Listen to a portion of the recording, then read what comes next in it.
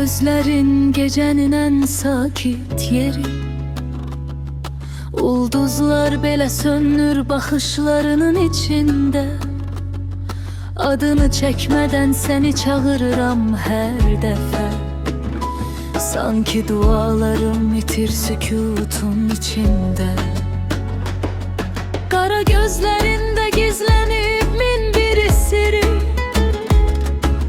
Oxumağa qorxuram iterəm deyə.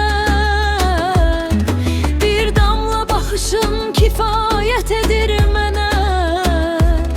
Dünya değişir sanki toxunanda ürəyimə.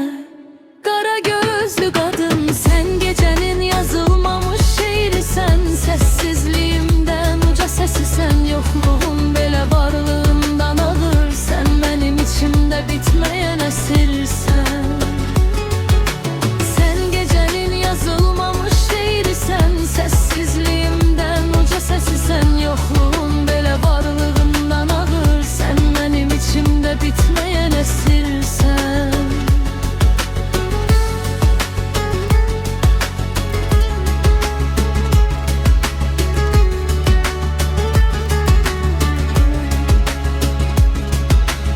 Adını pıçıldayır kulağıma.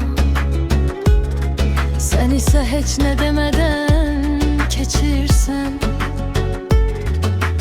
Bir anlık bakışın ömür kadar uzun. Ben o anın içinde itirem bilmirsen.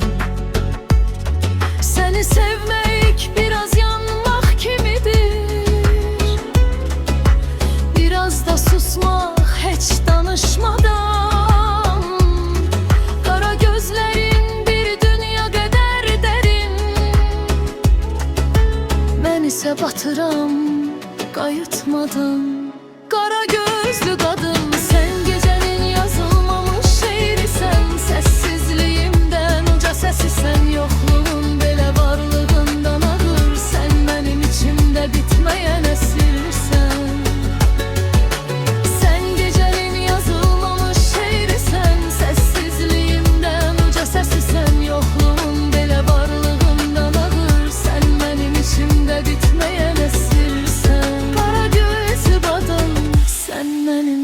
Bilmediğim her şey sen.